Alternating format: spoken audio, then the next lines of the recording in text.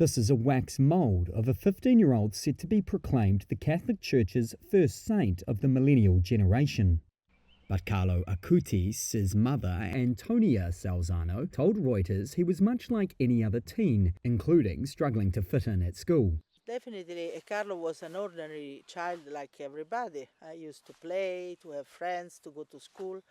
But his extraordinary was the fact that he opened the door of his heart to Jesus, and he put Jesus at the first place in his life. The British-born Italian boy died from leukemia in 2006, age 15, but spent his short life building websites to spread his faith. He will be elevated to the same level as Mother Teresa and Francis of Assisi after multiple miracles were reported after his death, attributed to his intercession with God. The first miracle he did the day of the funeral, because a woman with a breast cancer prayed Carlo, and she had to start the chemotherapy, and the cancer disappeared completely.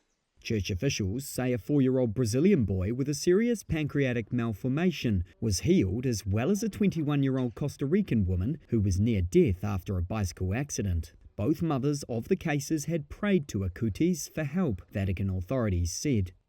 His reputation for performing miracles grew, and he was moved along the official sainthood path, with his body moved to the town of Assisi in central Italy in line with his last wishes. He was entombed with a wax mould of his likeness. Ever since, crowds have been gathering at the clear-sided casket. Tens of thousands more are expected to attend the canonization service in St. Peter's Square on April 27. Vatican officials hope Pope Francis, who is still recovering from a serious bout of double pneumonia, will preside. In Assisi, young believers and others had come to see Acutis for themselves, looking for inspiration and an example. In the past, I used to see saints as people distant from us. But in this case, he's a guy like us, younger than us, and we also saw him in this shrine.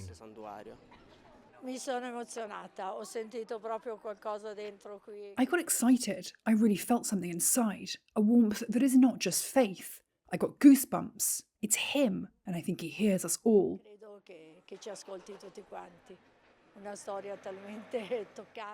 It's a really touching story.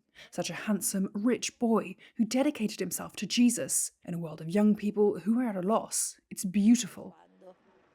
The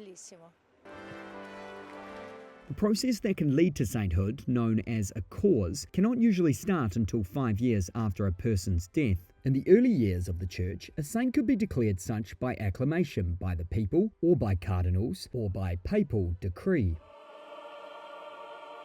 Today, the Vatican department that studies sainthood causes is known as the Dicastery for the Causes of Saints. The Dicastery studies the person's life to ensure they lived what is known as a life of heroic virtues. After which, a miracle, such as medically inexplicable healing, is needed for the person to be beatified. Acutis was beatified in 2020. A second distinct miracle must take place after the beatification in order to proceed to sainthood.